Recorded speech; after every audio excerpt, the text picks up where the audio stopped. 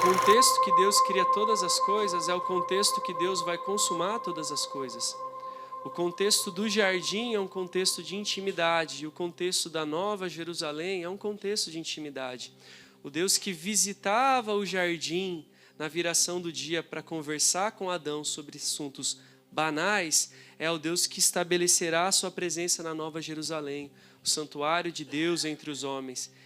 E aí nós temos que entender que o que mais de precioso que nós temos diante de nós, manifesto, visível, porque o Espírito Santo é invisível, daquilo que é visível é a palavra de Deus. Então, se você quer ser desafiado, entenda que a palavra ela é um caminho, é um percurso.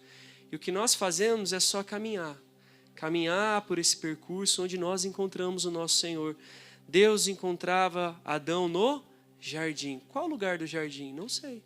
Às vezes diante de um ribeiro, às vezes ao pé de um monte, às vezes ao lado de um animal. O lugar exato Deus mudava. Então o lugar que nós vamos encontrar o nosso Senhor na palavra, às vezes muda.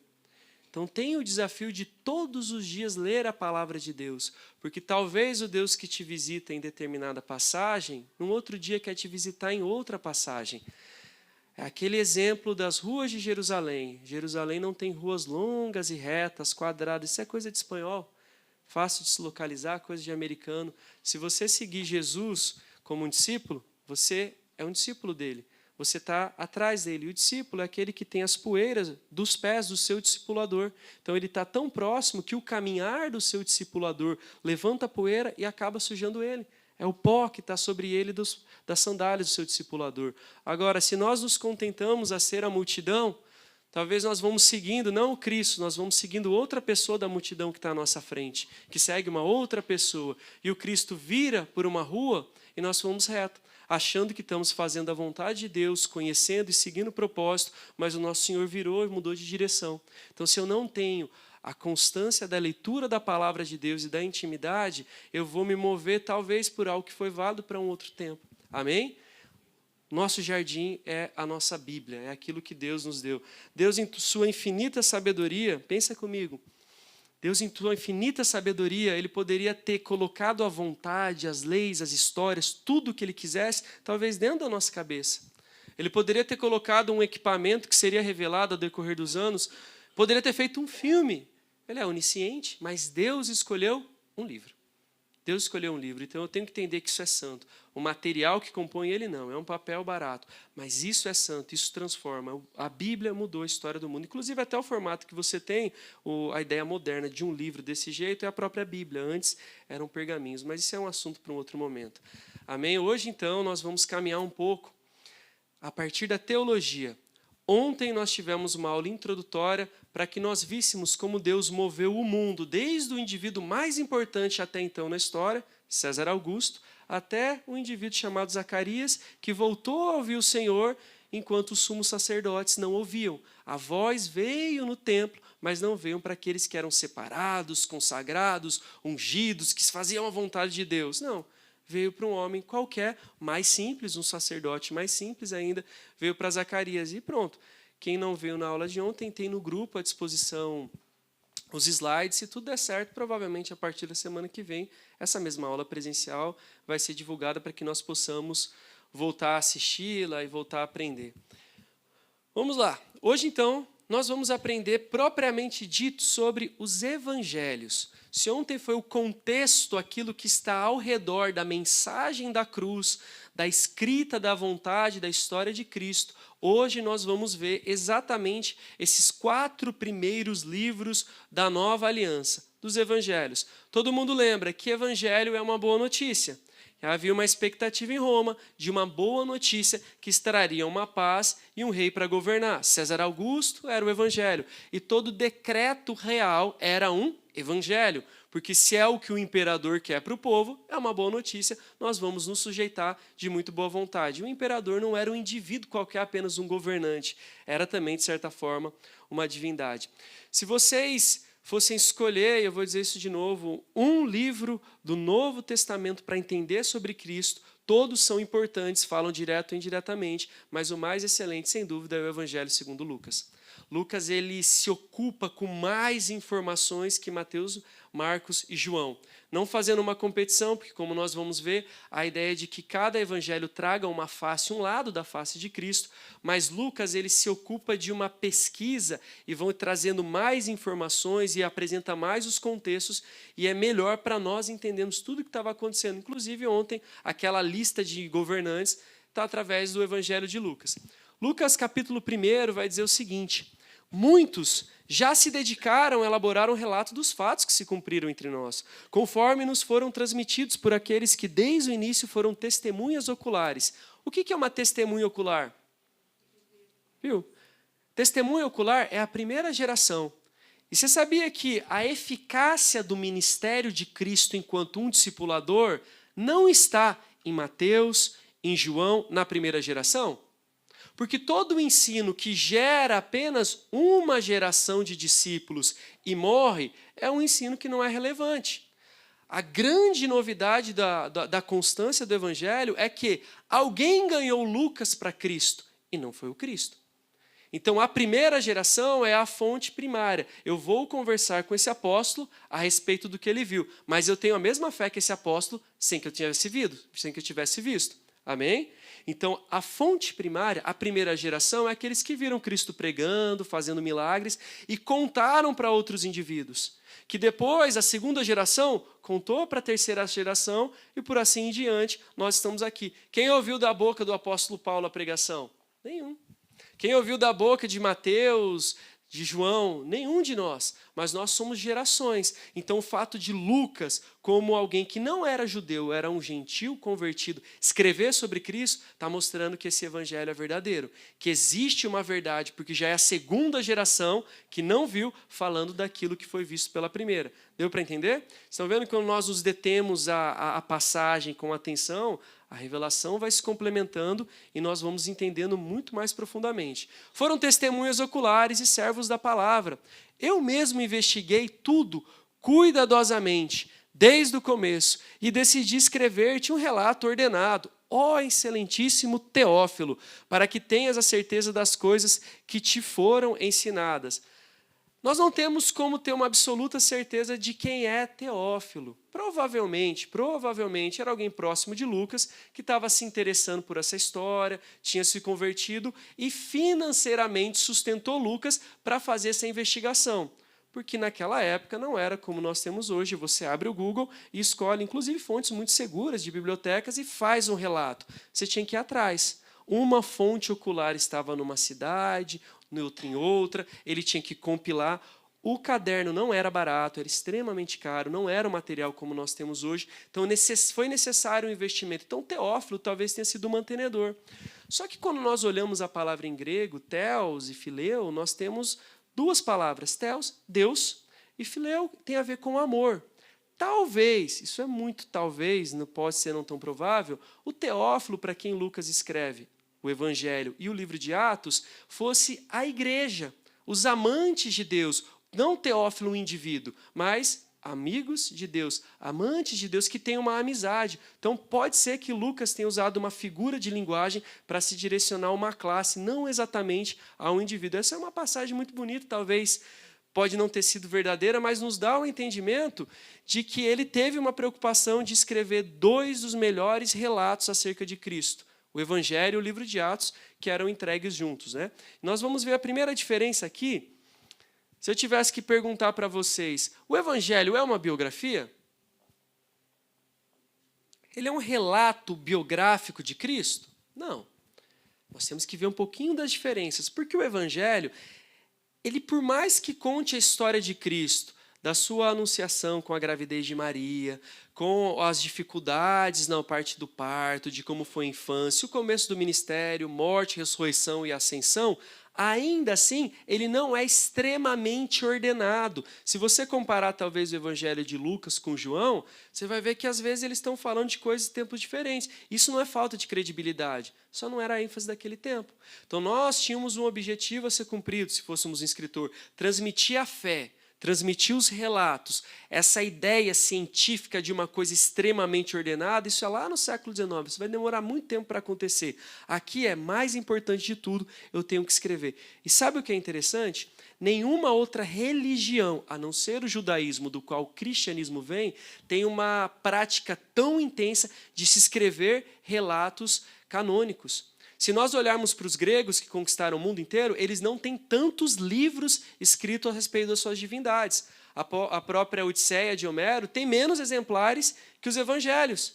A narrativa, né, da guerra de Troia e tudo mais tem menos relatos. Nós temos menos relatos documentados, cópias de manuais sobre, por exemplo, Alexandre o Grande, que vocês viram que foi um homem importante, do que Cristo. Porque essa é uma raiz que vem do judaísmo para o cristianismo. O judeu é bom em contar a história. O judeu coloca essa história no papel e ele transmite de geração a geração, e o cristianismo vem do judaísmo com essa prática. Se talvez Deus quisesse se revelar a partir de outra religião, não seria da mesma maneira. Se a revelação do verdadeiro Deus viesse, não seria dessa forma, porque nós recebemos como herança essa prática dos judeus. E o evangelho, então, não tem o objetivo de ser um artigo acadêmico, nem uma biografia, mas sim, como nós podemos ver, uma ênfase teológica e espiritual. Ela destaca a missão de Cristo, sua identidade divina, morte e ressurreição. O exemplo, os 4 evangelhos não contam tudo cronologicamente, mas organizam os fatos com foco na fé e no reino de Deus. Já a biografia, vocês já podem ter lido alguma, ela tem que ser descritiva, cronológica, ela tem que ser exata. Então, para nós entendermos, o meu evangelho, ele não propõe ser uma biografia do dia após dia, exatamente igual, apesar de, por exemplo, Lucas trazer muitas referências seguras. Lucas traz todas as informações que Lucas traz sobre os governantes e as localidades, por exemplo, elas foram provadas pela história. Lucas não erra. Para hoje é fácil que nós conseguimos consultar isso, mas há 200, 300 anos atrás havia uma descredibilidade. Por quê? Como é que ele está citando, sendo que não encontraram? E a história foi mostrando, a arqueologia, que vários nomes que Lucas cita, que talvez não pareciam tão importantes, eles realmente existiram. Então, a proposta do Evangelho é muito mais fortalecer a nossa fé com relatos do que propriamente cumprir uma exigência que nós temos hoje em dia de uma fidelidade. Nós vamos caminhar aqui um pouco, de certa maneira, cronologicamente, por 10 momentos centrais da vida de Jesus Cristo, tá? Para que, talvez, se você não conseguiu os decorar completamente, ou se você vai precisar aprofundar um conteúdo, eu escolhi, então, 10. Poderia ter escolhido inúmeros, mas escolhemos 10 para que fosse um pouco mais objetivo. O primeiro passo é nós partirmos a partir, né, de Mateus, capítulo 1. Eu queria os convidar, no primeiro evangelho, o evangelho segundo Mateus, capítulo 1, vocês vão ver que na primeira parte, na parte da esquerda, nós temos uma genealogia. E aí nós vamos olhar a partir do verso 18. Estão comigo? Amém? Mateus 1,18 diz assim: Foi assim o nascimento de Jesus Cristo. Maria, sua mãe, estava prometida em casamento a José, mas antes que se unissem, achou-se grávida pelo... Agora, então, nós vamos entender esse problema dela não estar casada com José. Vamos lá em Mateus 25, então. Maria, ela estava separada, entre aspas, prometida como no noivado, mas ela não estava casada formalmente com José. Nós temos que entender um pouco da tradição judaica. Mateus 25 é uma passagem, né, da parábola das 10 virgens, que tem uma função profética, mas também nos revela um pouco daquele contexto. Mateus 25, a partir do verso 1, diz: O reino do céu será, pois semelhante a 10 virgens, que pegaram suas candeias e saíram para encontrar-se com um noivo. 5 delas eram insensatas e 5 eram prudentes. As insensatas pegaram as candeias, mas não levaram óleo. As prudentes, porém, levaram óleo em vasilhas, junto com as suas candeias. O noivo demorou a chegar, e todos ficaram com sono e adormeceram. Verso 6. À meia-noite ouviu-se um grito: O noivo se aproxima, saiam para encontrá-lo. Então todas as virgens acordaram e prepararam as suas candeias. As insensatas disseram às prudentes: Deem-nos um pouco do seu óleo, pois as nossas candeias estão se apagando. Elas responderam: Não, pois pode ser que não haja o suficiente para nós e para vocês. Vão comprar óleo para vocês. E saindo elas para comprar o óleo, chegou o noivo. As virgens que estavam preparadas entraram com ele para o banquete nupcial, e a porta foi fechada. Enfim, tem um contexto final. Eu preciso destacar três pessoas aí, basicamente, 3 perfis de pessoas. Primeiro, essas virgens eram o quê? Elas iam se casar com o noivo? Não, porque é poligamia. Eram 10 virgens se casando com o homem. As virgens se casavam com o noivo? Não. As virgens tinham a função de, na casa da noiva, ajudá-la a aguardar, a se preparar para o casamento. Elas não eram a noiva, elas não se casam com o noivo. Primeiro ponto, as virgens são mais ou menos como nós vamos ser numa tradição católica, aquelas daminhas de companhia, que não tem só a função de entrar, mas tem a função dama de honra, madrinha, tudo isso daí. Não só a função cerimonial, mas a função também para preparar a véspera do casamento. Grosso modo, eram mais ou menos isso. Então, primeiro é entender que essas virgens, elas preparavam a noiva para o casamento. Depois, quem diz, eis o noivo? Será que é o próprio noivo? Ele estaria falando em terceira pessoa. Eis o noivo, mas sou eu? Não. Aqui nós temos outra parte importante que é o amigo do noivo. O amigo do noivo, ele tinha a responsabilidade de gerar a expectativa no coração da noiva e no coração do noivo. O noivo escolhia um amigo para ir e conversar com ela a respeito do casamento. Mas essa noiva não tinha relacionamento com o noivo, porque a maioria dos casamentos era arranjado. Não quer dizer que todos fossem. Não podemos padronizar e dizer que não existiam exceções. Mas a maioria, como a palavra está nos mostrando, mostra que o pai do noivo escolhia a noiva, o sogro escolhia a noiva, e esse indivíduo, o contato que ele tinha era através do amigo. Quem é o Espírito Santo? O que traz as informações do noivo para a noiva e que leva as informações da noiva para o noivo. O amigo representa o Espírito Santo. E quem anuncia era o amigo. Então, o amigo, um pouco antes da vinda do noivo, ele anuncia, eis o noivo, e aquelas virgens têm que se correr para organizarem a noiva, para que quando o noivo chegar, ele tire a noiva daquele lugar e vá para a celebração do matrimônio, vá para a festa. Então, era o pai do noivo que escolhia, e essas virgens preparavam a noiva para a vinda, anunciada pelo amigo do noivo. Mas José e Maria não passaram por nada disso. Nada disso. Principalmente pela condição financeira deles. Eles têm uma história que não é romantizada, eles têm praticamente um drama local, né? E vamos continuar. Além de tudo, eles estavam nesse período da expectativa, e além de tudo, Deus aparece para ela num momento que não era muito propício. E fala, Maria, você foi agraciada, e você ficará cheia do Espírito Santo por meio do seu filho. Você se achará grávida. E Maria, ainda sem ter se casado com José, ela vai ficar grávida de Cristo. Vamos continuar ali a nossa leitura, então. 19. Por ser José, seu marido, um homem justo, e não querendo expô-lo à desonra pública, pretendia anular o casamento secretamente. Qual que é a ideia de José? Se a Maria estava separada para ele, e ela apareceu grávida, eles tinham um problema. Antes de ser consumado, eles tinham um problema. O que o José ele vai fazer? Ele não quer colocar fardo Maria, ele quer, talvez, conjecturas nossas, de poder assumir uma culpa de, olha, eu engravidei ela antes do casamento e eu não presto, eu vou embora. Ele tenta assumir essa culpa. E aí a palavra vai nos dizer que Deus vai falar com ele também. 20. Mas depois de ter pensado nisso, apareceu-lhe um anjo do Senhor em sonho e disse, José, filho de Davi, não tema receber Maria como sua esposa, pois o que nela foi gerado procede do Espírito Santo. Ela dará à luz um filho, e você, quer dizer, você, José, que não participou da gestação, da geração, será pai dele, porque você que vai dar o nome, você tem autoridade sobre ele. Ele dará o nome de Jesus, porque ele salvará o seu povo dos seus pecados. E aí a palavra vai dizer, né, que ele é o Emanuel, que ele recebe esse nome. E assim é o período da gestação de Maria, né, com Jesus. Alguma dúvida quanto a isso?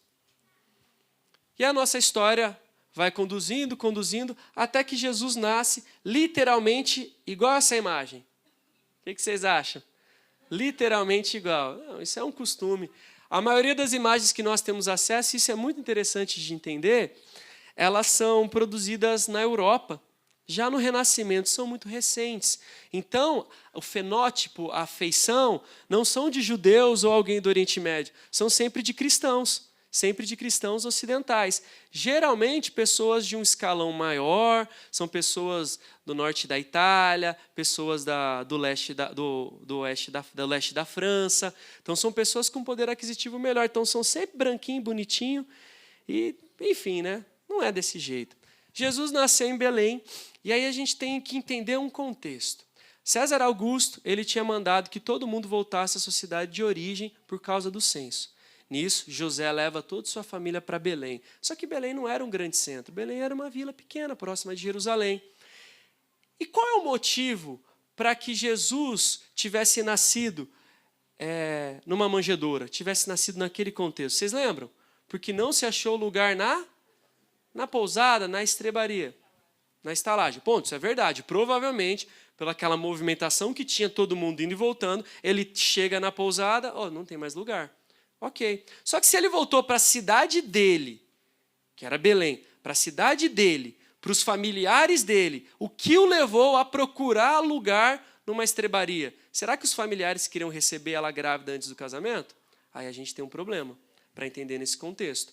Ele ter sido rejeitado na pousada é um fato que está na Bíblia. Mas o que o levou a ir até essa pousada? Provavelmente, naquele contexto familiar, havia alguma divergência e ninguém queria receber ele com Maria. Eles vão ter o bebê no lugar que era possível. Ele nasce não numa manjedoura como essa, mas provavelmente um lugar, obviamente, com os animais, mas como se fosse um coxo, onde os animais eram alimentados. E assim nasce o nosso Senhor e Salvador, que, independente da exatidão do lugar, mostra que ele não nasceu no palácio. Igual Moisés, que é colocado num cesto de junco na margem do Nilo e depois vai para um palácio, mas aqui ele estava à sorte de até um crocodilo poder atacá-lo, de qualquer coisa acontecer, nasceu rejeitado, entre aspas, para depois ser evidenciado nosso Cristo também. Não nasceu em nenhum palácio, apesar de estar tão próximo de Jerusalém. Avançando, nós temos o batismo de João Batista. Nós falamos ontem, então, que o ministério de João Batista, ele anuncia o ministério de Cristo, principalmente pelo batismo para arrependimento, batismo de arrependimento para perdão dos pecados. Essa mensagem de João Batista vai ser transicionada para Cristo. E se João batizava para converter, Jesus também. Vocês sabiam que isso era uma prática relativamente comum dentro dos judeus, da cultura judaica? Porque o judeu ele se purificava sempre com águas. O que havia de mais escasso naquela região da Judéia? Água. Então a água ela tem uma conotação santa. Lembra para Arão? Olha, as vestes de Arão têm que ser brancas, alvas. Elas não podem estar sujas num deserto que não tem água. A mesma situação que nós olhamos para Israel é um país com extremamente crise hídrica. Não tem muita água. Então a purificação espiritual ela é sempre simbolizada por uma purificação natural por meio de águas. Para nós que viemos de lugar cheio de águas, como o rio aqui do lado, é um elemento que não chama atenção, mas para um judeu que morria de sede, ter que se lavar, escolher lavar a mão ao invés de beber água, e aí nós vamos vendo como que essa água é importante. Para vocês terem ideia, um judeu antes de entrar no templo, de praxe, ele deveria passar por aqueles tanques batismais, como de Betesda, né? Ele tinha que passar pela água, se limpar, colocar uma outra túnica e ir para o templo. Não era uma higienização do corpo como um banho, era uma cerimônia religiosa. Tinha uma liturgia que, simbolicamente, por eu ter trocado de vestes, ter me molhado, eu vou sair limpo. O batismo traz esse princípio, que dentro do judaísmo é o tevilá. Então, por meio de um batismo, eu sou purificado. Mas a nossa diferença é que o nosso não é cerimonial. O nosso marca a entrada no reino espiritual. Por isso que o nosso batismo é uma única vez. O judeu, consequentemente, sucessivamente, tinha que fazer isso. Antes de entrar no templo ou na sinagoga, diante de algo santo, ele deveria se purificar. Lembra de Moisés? Descalça os seus pés? Então, você precisa, na sua parte externa, fazer algo que mostre a sua referência para o lugar espiritual que você vai adentrar. Então, o judeu tinha essa prática, mas nós temos um único batismo. A nossa prática é uma única vez nós somos batizados. Deu para entender? O batismo, então, ele vai ser reorganizado pelo cristianismo, mas a origem dele está no judaísmo. E o próprio Cristo foi batizado. E eu pergunto para vocês, se o batismo ele é para o batismo de arrependimento, para perdão dos pecados, Cristo tinha algum pecado para se arrepender? Não. Então por que ele se batizou? Para cumprir a tradição? Para quê? Cristo está sempre na frente, ele é o pastor. Ele está sempre na frente. Ele é o nosso pastor. Salmo 23 é o nosso Cristo. Ele é o nosso bom pastor. Então ele está dando um exemplo. Por mais que ele não precisasse em momento algum, e provavelmente outras vezes que ele passou pela sinagoga, pelo templo, ele se limpava, ele não precisava disso, ainda assim ele convém que seja cumprida a tradição. Então eu vou. E aí ele nos ensina um caminho. Se ele que não precisava ser batizado foi, mais ainda eu que preciso ser batizado. E ele se sujeita. O interessante é, não só ele ser batizado, mas ele, obviamente, ter que se sujeitar a uma autoridade que era menor que a dele. Então, João Batista tinha que batizá-lo. João Batista tinha que batizá-lo. Não passa da... Ah, tá, entendi. Esqueci da marcação aqui. Vamos lá, então. Ele se sujeita a João Batista. Se sujeita a João Batista para que ele fosse batizado. E a palavra vai dizer que não existiu homem na terra, né, maior que João Batista, né? Nem mesmo Moisés foi como João Batista, e Cristo se sujeita a ele. O batismo ele era feito em nome do seu batizador. A novidade do cristianismo é que não é em nome de João Batista. O meu batismo é em nome do Pai, do Filho e do Espírito Santo. Temos um único batismo. E aí a palavra de Deus vai nos mostrar João Batista preparando o caminho. E também, provavelmente, foi como essa cena aqui, que tem Deus aqui em cima. Os anjinhos, né, angelicais, já que não tem sexo nem idade, eles são sempre infantilizados. É uma ideia muito boa. Só que o fato de nós vermos pinturas dessa maneira nos mostra um contraste da realidade. Numa época que a Europa desenhava tão bem os céus, era a época que a Europa passava a peste negra. Era a época que a mortalidade era muito grande. Então, eu acredito que Deus permitiu que o vislumbre da eternidade fosse o oposto da realidade. Qual que é a profecia para Moisés? Moisés, leva o meu povo lá para o deserto para celebrar uma festa. Para a gente, festa é uma coisa normal. Agora, e para um povo que é escravo há inúmeros séculos, há 400 séculos que não pode adorar a Deus preso no Egito. Celebrar uma festa é uma coisa incrível. Deus está profetizando. Moisés, vai celebrar uma festa. Eu vou me reunir com você. Vocês vão adentrar numa terra que emana leite e mel. O profetismo de Deus que está no porvir mostra uma esperança que nós temos que gerar no nosso dia hoje. Então, a profecia não é só para que eu aguarde o cumprimento, mas que eu gere esperança. Então, quando eu olho as pinturas muito bonitas de uma sociedade corrompida de trevas, está me gerando esperança. Olha como é que vai ser quando a gente morrer, mesmo que necessariamente não seja bíblico. Então, é muito interessante nós vermos que existem erros históricos, mas nos mostram essa expectativa. Tem uma divergência entre o que nós fazemos enquanto igreja pentecostal e o batismo de João Batista retratado aqui. Qual é esse tipo de batismo? É aquele que joga um pouquinho de água na cabeça, né? De aspersão. Isso é muito comum, por exemplo, na Igreja Presbiteriana do Brasil, entre os presbiterianos e também entre os católicos. Por quê? Porque quando o sacerdote ia purificar o altar, o sangue era aspergido.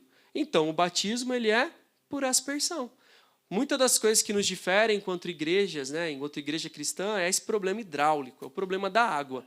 Então, uns acreditam que é de um jeito, outros acreditam que é de outro. Eu acredito historicamente que não foi desse jeito, porque João era o batizador, o baptista, o imersor, então fazia mais sentido que fosse mergulhado. Mas tudo bem, se existem talvez hipóteses para ser dessa maneira, a gente concorda, mas o nosso ponto de vista não foi desse jeito. Mas como as pinturas são católicas, elas vão reproduzir essa maneira.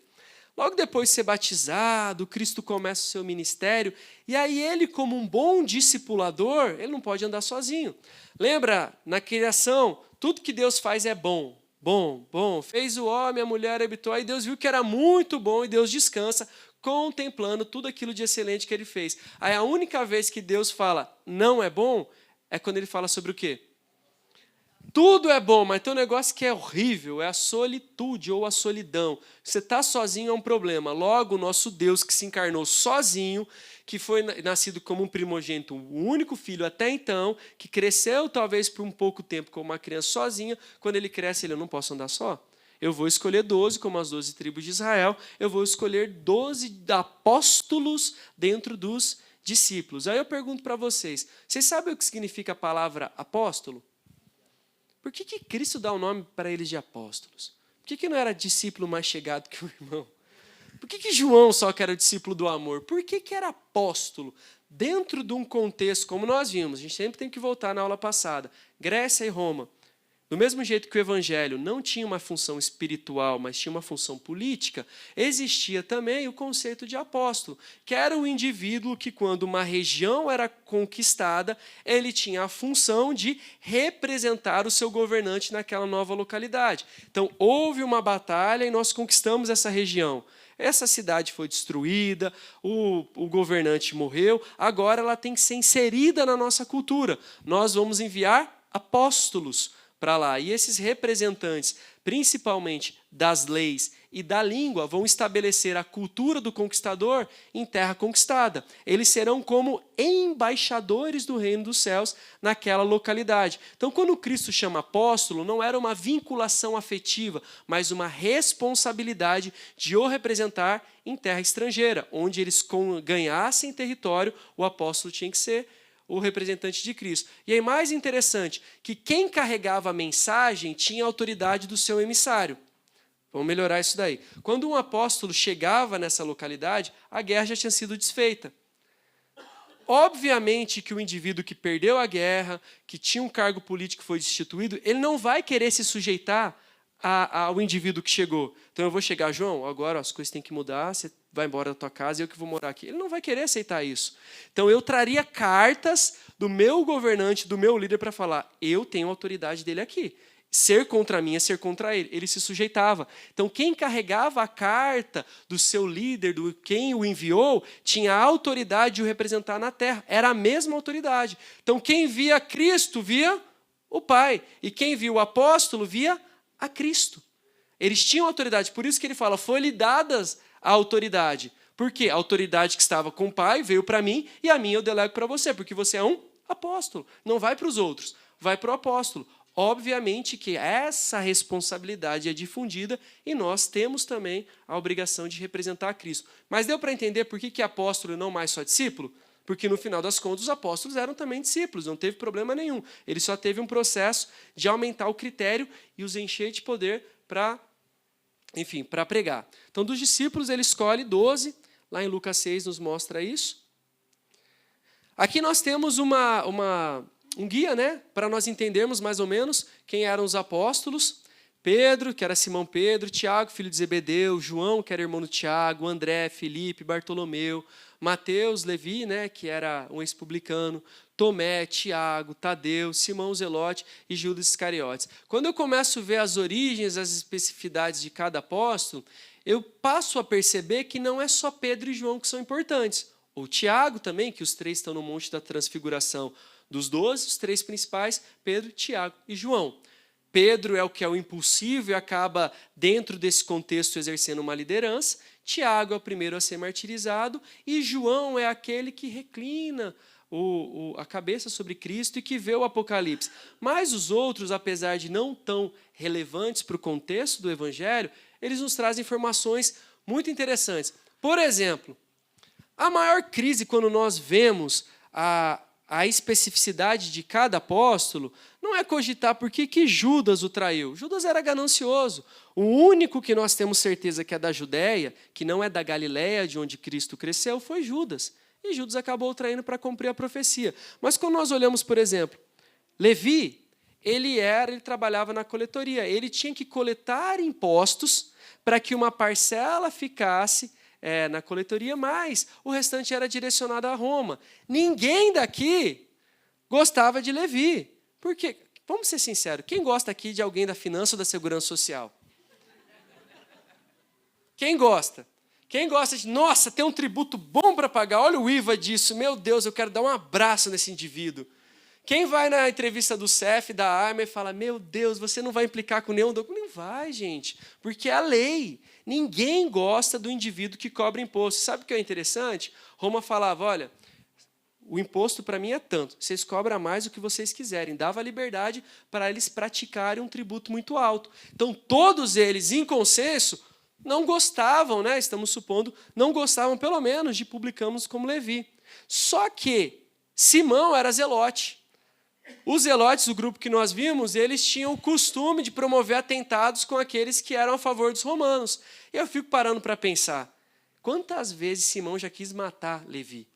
Quis matar Mateus? Porque assim, era um do lado do outro. Você rouba impostos. Eu sou nacionalista, eu quero defender Israel. Você está a favor de Roma e a pobreza é culpa sua. É como se fôssemos olhar esquerda e direita hoje dentro de um grupo. Como que eles tinham que se conter? Aí, se não houvesse conversão verdadeira, eles não estavam juntos. Isso vai nos mostrando como é que Cristo conseguiu lidar com as diferenças. Cara, vocês podem ser o que for. A partir do momento que são meus discípulos, a tua humanidade é deixada de lado e você vai amar o seu irmão. Então, não é excluir Mateus, é conseguir conviver. E a Bíblia nem sequer traz relatos de divergência entre eles. Eu estou só conjecturando o que passava na cabeça de um ou do outro. Mas não traz, porque eles conseguiram viver em paz, apesar desse contexto. O restante vocês podem acompanhar depois no guia de vocês. Isso aqui é uma representação também de como literalmente aconteceu, que alguém tirou foto. Não. É uma representação daquilo que eu falei para vocês. Se ele foi criterioso para escolher os descendentes de Arão para o sacerdócio, ele não foi irresponsável em escolher os apóstolos entre os pescadores. O que aquele povo sabia ser é ser corajoso. Ser corajoso para, no pouquinho de água que tem em Israel, onde as ondas são altas, eles vão pescar. Vão pescar de madrugada, eles vão pescar e não tinha ninguém para socorrer. Para esse tipo de gente sair para pregar em Samaria, está tudo bem. Discutir com um ou outro, ali a gente briga, tranquilo. Para pegar entre os gentios, a gente discute e vai agora. Para ir pescar todos os dias num lugar desse, é muito difícil. E aí a gente tem o exemplo de Pedro, né? Que Pedro ele dá um passo de fé, sai do barco e vai andar sobre as águas. Só que ainda assim a tempestade era tão grande que mesmo ele vendo Cristo, ele afunda, né? Ele vai tropeçar na fé e vai mergulhar nisso. Pedro é o primeiro a ter experiência com a graça. Então, os pescadores foram uma escolha intencional. E esse aqui como é, hoje em dia, então, o Mar da Galileia, num dia ensolarado, muito bonito, que vocês forem passear lá, né? E olha ali no mapa. Lembra que eu falei que a única relevância para o contexto, excetuando a perspectiva espiritual, a única relevância da antiguidade que Israel tem é o Mar da Galileia. É porque o babilônico, para atacar o egípcio, passava por Israel. O egípcio, para atacar o assírio, passava por Israel por causa dessa água. É a única relevância. E para nós é importante porque o nosso Cristo, ele sai da Judéia e vai para a Galileia. E ele cresce nesse ambiente que era mais rural, que não era tão desenvolvido quanto Jerusalém. Esse é um lugar importante onde começa o ministério de Cristo, onde está Cafarnaum e nós vimos ontem.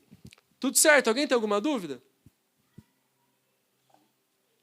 Algum comentário? Podemos continuar? Estou falando mais devagar? Nós chegamos à letra D. Transfiguração. Ao ser transfigurado, vieram ao seu encontro Moisés, representando a lei, e Elias, representando a profecia.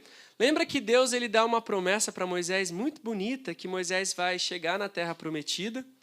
Moisés vai lá, tem um episódio com a rocha, e Deus fala, Moisés, você não vai chegar não. E quando nós lemos Deuteronômio, você vê que Moisés está tão cansado que ele nem discute com Deus. Está tão cansado, você não vai adentrar, está tudo bem, já cansei tanto desse povo, pode me levar. E Deus leva o corpo de Moisés, né? Moisés morre naquele lugar. Só que aí nós olhamos, Deus não cumpriu a promessa que ele tinha para Moisés. Moisés ele vê mais profeticamente do que naturalmente a região ali da terra prometida e Deus não cumpre. Mas aí a gente tem um problema. Que Deus é esse que não cumpre as promessas dele? Quando nós olhamos Cristo, Moisés está onde? Moisés está na terra prometida. Moisés está com Cristo na terra prometida, cumprindo as promessas do Antigo Testamento. Ele tem a honra de vir conversar com aquele com o qual ele estava na eternidade. E vem até ele, não é ele que vai, Cristo que vai a Moisés, Cristo que vai a Elias. Moisés e Elias vêm até ele é transfigurado. As vestes dele são trocadas e ele deixa de estar numa realidade natural como os 3 apóstolos estavam vendo. Ele simbolicamente não está mais em pé no meio dos apóstolos, ele está num outro patamar e aqueles homens vêm conversar com ele. Está dando para entender? Logo, Cristo é maior que a lei e os profetas. Nele se cumpre toda a lei e os profetas e ele é maior ao ponto que os dois estão apontando para ele. A junção da lei e da profecia é o Cristo. Basicamente foi nessa localidade aqui, no Monte Tabor, no Monte da Transfiguração, um monte mais alto, tem uma igreja. E nós temos um costume que vem muito da igreja protestante, né, que são os reformados, e às vezes transmite para a igreja pentecostal, que nós temos o costume de rejeitar toda a experiência católica. Então, nós somos partidários dos judeus que nos odeiam e nós somos contrários aos católicos que têm semelhança conosco. Então, tudo que um judeu faz, nós queremos trazer para a nossa prática cristã, porque nós achamos que Deus fala mais com o judeu pelo costume do que conosco na nova aliança. E nós desenvolvemos, de certa forma, um fetichismo pelo judeu. Eu quero tudo de Israel, Jerusalém, tudo que tem lá é melhor do que eu possa ter aqui. Isso não faz sentido. Isso não faz sentido para nós. E aí nós escolhemos alguém para sermos opostos. Se a tradição do começo dos católicos é vamos ser opostos aos judeus, não tem nada que preste, e certa é a igreja católica, nós começamos a inverter, e sem um crivo de discernimento, tudo é certo dos judeus e tudo errado dos católicos. Mas veja, vocês só vão em lugares históricos porque os católicos preservaram. Você só vai num lugar histórico porque um católico fez uma basílica, fez uma igreja, fez um museu lá. Porque os protestantes vão vir séculos depois. Os católicos vêm a partir do 3º e 4º século, os protestantes vão vir lá no século XVI, mais para frente. Então, se hoje eu tenho a oportunidade de ver uma construção de como os irmãos da fé lá do século XIII adoravam a Deus em Lisboa, é porque um católico fez a Catedral da Sé. Então, para mim, a idolatria deles não serve, mas eles respeitaram aquele lugar. A catedral, se eu não me engano, é do século XIII, aquela que tem ali aos pés de Alfama. Então, quando nós olhamos em Israel, em qualquer outro lugar, na Grécia, na Itália, onde tem um lugar que era considerado santo, que eles literalmente criam que Deus tinha passado por lá, que Jesus tinha passado, tinha deixado um pedaço de uma cruz, qualquer coisa, que era religioso, eles fazem um mosteiro, eles fazem uma igreja, enfim, isso serve para a preservação. Por mais que talvez não esteja utilizado, vira um centro de ensino. Então eu tenho que olhar para o católico e entender que eu tenho divergências profundas com ele, mas nós só professamos a nossa fé com essas referências porque eles preservam esses lugares. Vamos agora para a Santa Ceia. Então nós já estamos avançando, o nosso Cristo foi transfigurado, agora o nosso Cristo decide entrar em Jerusalém. E para pensar. O contexto da aliança com Moisés no Sinai era o povo ao pé do monte e Moisés, no momento de experiência com Deus, recebendo a Torá, o ensinamento direto de Deus. Moisés não teve um rabino a não ser o próprio Deus. Moisés, o grande rabino judaico que ensinou as gerações, ele recebeu do próprio Senhor. E o povo, com temor, via o monte que fumegava, em nuvem, relâmpago, o monte que estava aceso. E olha que interessante, agora, esse mesmo Deus que foi exclusivista com Moisés, ele desce e vai se assentar à mesa com o seu povo para a nova aliança. Deu para entender a mudança de postura do nosso Cristo? E ele se assenta à mesa e os convida. O mais interessante é esse. Não é mais um judeu oferecendo um cordeiro, era o cordeiro se oferecendo como cordeiro e como anfitrião. Ele estava inserindo os outros na nova aliança. Eles não estavam buscando ser inseridos, Cristo estava dando a oportunidade deles serem inseridos. E, basicamente, a imagem que nós temos ali de Cristo se assentado, ensinando, ela é muito mais fiel do que aquela Santa Ceia que nós temos do Da Vinci. Sabe aquela mesa alta? Isso não era uma prática para aquele contexto dos judeus. E eles ficavam mais acomodados dessa maneira. Então, Jesus celebrou a Páscoa, instruiu a Santa Ceia, se oferecendo como cordeiro, o pão foi partido, ele celebrou uma nova aliança. Vocês lembram quem fez a escola, a explicação dos 2 elementos da ceia? 2 elementos principais da ceia da nova aliança. O cordeiro está ali, o pão está na mão dele. Êxodo 12, cordeiro, pão e ervas amargas. As ervas amargas estão em alguma localidade ali. Mas em Êxodo 12, fala sobre o vinho? Não. Então eu tenho que entender que simbolicamente, profeticamente, aquele vinho estava apontando para um novo tipo de gente. O vinho era tomado nas reuniões de debate filosófico dos gregos, que chamava simpósio. Então vamos fazer um simpósio para discutir alguma coisa, todo mundo se reunia e se embriagava de vinho e discutia filosofia.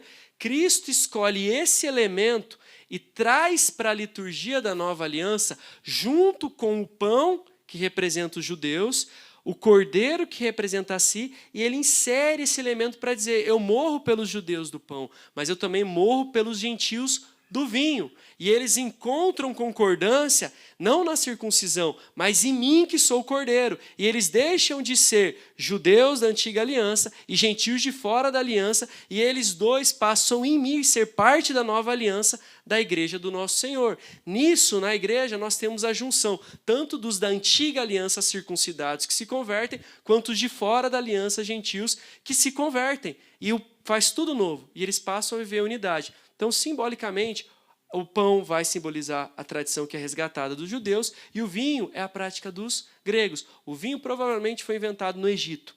E por mais que se tomasse em Israel, ele tem uma forte conotação, obviamente, aos gregos. Deus Baco era o deus do vinho, então é algo muito mais consumido. E ele está apontando para essa nova aliança que não se limita ao povo de Israel. Deu para entender?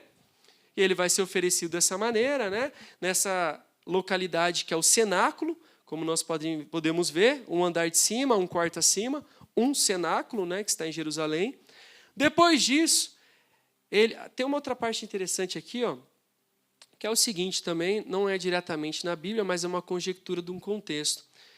O anfitrião tinha a possibilidade de escolher 2 pessoas para se assentarem ao seu lado. Então, por mais que a mesa tivesse ali um formato como um de U, ele tinha, então, 2 indivíduos do seu lado. Um de um lado era aquele que era o mais próximo dele, então que era o que tinha mais intimidade, e quem reclina a cabeça sobre Cristo, sobre o colo, sobre o peito dele? João. Não tinha ninguém entre Cristo e João. Vocês concordam que quem estava do lado por proximidade era Cristo. E a palavra vai dizer também que o traidor é aquele que metesse a mão junto com Cristo no prato. Será que a gente conseguiria alcançar alguém muito longe ou alguém que estava do lado? E o do lado era de mais honra. Então, se eu faço uma celebração oficial, eu convido o meu amigo mais íntimo para estar de um lado.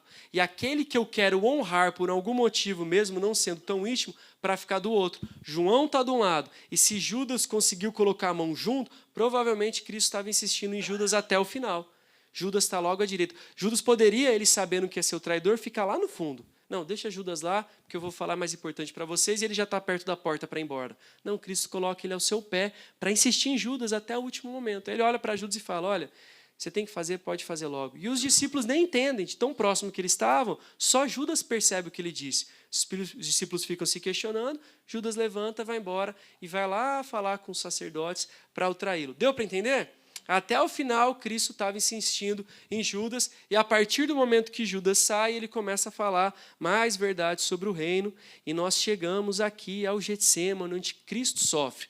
Getsêmani era o lugar da prensa do azeite, onde Cristo foi prensado por Deus. O sofrimento emocional de Cristo foi maior no Getsêmani do que no Calvário, porque ele faz aquela oração, Pai, se possível, afasta-se de mim esse cálice, o cálice da ira de Deus que viria sobre ele, afasta, conquanto seja feita a tua vontade. Se eu tiver que beber, eu vou beber, mas eu, por mim, preferia que fosse afastado. É a evidência da humanidade de Cristo. Não é que ele não queria cumprir o propósito, mas ele está dizendo, eu sei que isso é forte, se puder afastar, o Senhor afasta, mas se for necessário, eu faço isso daí. Cristo sofre no Getsêmani, ele vai padecer. O Evangelho de João traz passagens muito bonitas a respeito da oração sacerdotal.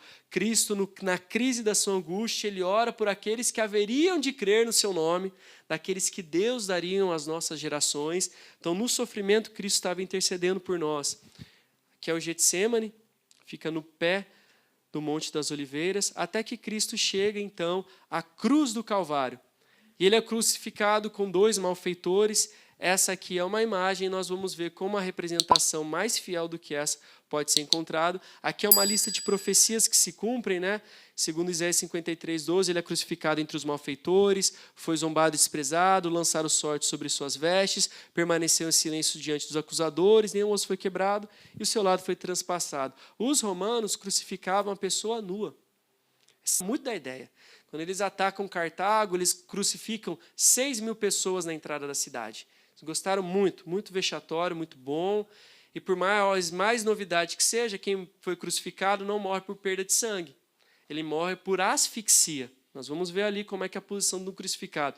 É que essa imagem católica, tá tudo bem você respirar desse jeito. Tem até uma certa oponência. E Cristo até estava muito bem na dieta dele, né? Tem um físico bonito, isso é uma ideia ali do renascimento. Traz elementos dos gregos, que o físico tinha que ser bonito. Lembra que nós vimos ontem? Uma ideia baseada nos gregos que não é a vida e ninguém ia querer reproduzir alguém de uma maneira real. Cristo foi crucificado fora de Jerusalém.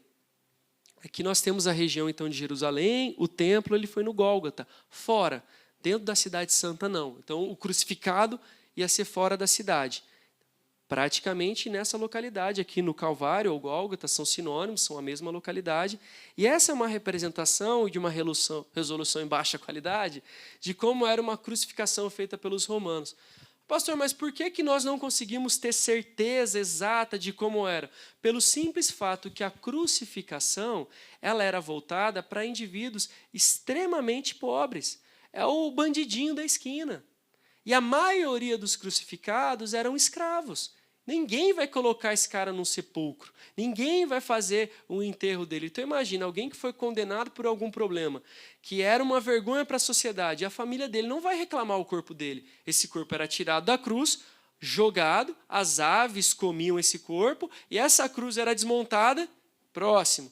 Ia para o próximo. Ia se passando de um para outro. Cristo provavelmente, ele não levou a cruz inteira. Leva a pedaço de cima da cruz. Aquela cruz inteira, como o católico faz, não foi daquele jeito. Levava-se a parte de cima, o que era já um peso suficiente e muito complicado. Não era crucificado exatamente na palma da mão. Por quê? É só você imaginar o seu peso. Se a crucificação está aqui, com o tempo, ela rasga facilmente. Se você colocar entre os dedos aqui, isso aqui vai rasgar e ele vai cair. E a ideia não é que ele caia, é que morra crucificado. Então podia ser aqui na parte dos punhos. Aqui trava, dói muito mais, e aqui trava. Então ele era nos punhos. E a outra questão é em que localidade dos pés que ficavam. Nós vamos ver ali daqui a pouco no outro slide de um esqueleto que foi encontrado, um único em Jerusalém, onde ele estava no calcanhar. Mas era uma região que fazia questão da pessoa não ter muito apoio para o pé.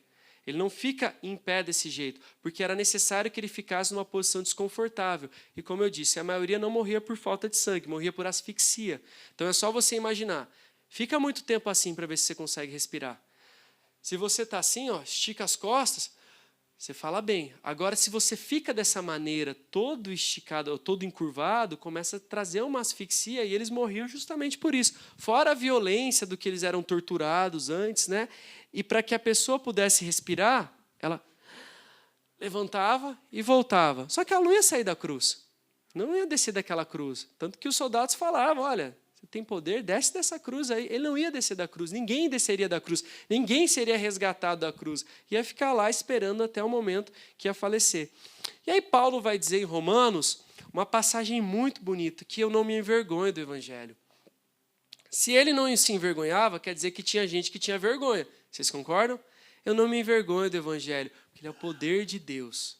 Não só não é um motivo de vergonha, mas ele também é motivo de poder. Logo, vocês que acham que eu deveria me sujeitar, eu vou te mostrar que eu tenho o poder, que é o Evangelho. Então, essa é um grafite de Alexamenos, que quando vai ser traduzido para uma imagem, é de um deboche para um deus burro, para um rei burro, desculpe.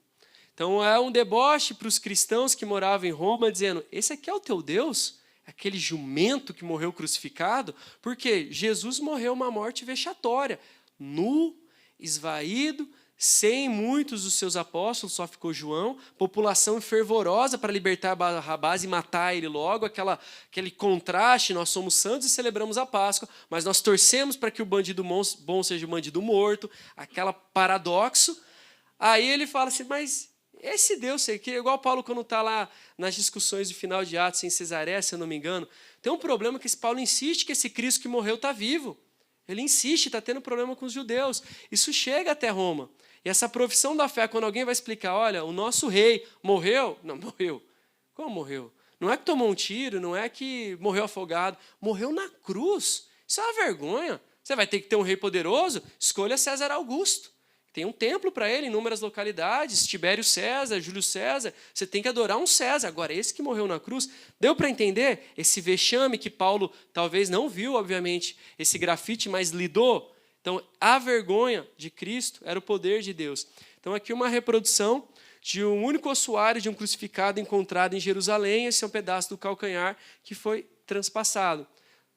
Tem uma outra fonte que eu encontrei também de um outro esqueleto na Inglaterra, que também era no calcanhar. Mas, como eu disse, a grande maioria, absurdamente, 99,999, não encontramos. Por quê? Tirava os pregos, desmontava, jogava o corpo numa vala abandonada e usava a cruz para uma outra finalidade. Mas esse, por algum motivo, depois, foi tirado da cruz, foi sepultado e 1 ano depois ele foi colocado na urna como deveria ser. Isso deveria ter acontecido com Cristo, mas como ele ressuscitou, ele não veio para um ossuário. Mas quem cumpria, se fosse um judeu, aquele primeiro ano, depois ia para um ossuário. Cristo vai ser sepultado, então, e vai ver essa ressurreição. O sepultamento dele é entrar entre os ricos, José de Arimateia, cumprindo a profecia de Isaías, e a ressurreição, o reencontro de Deus com a mulher. Vamos avançar ali para João, no nosso evangelho, João 19.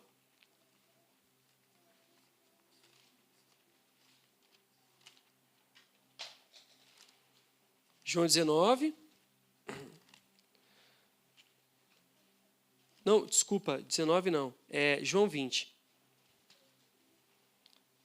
Evangelho segundo João 20.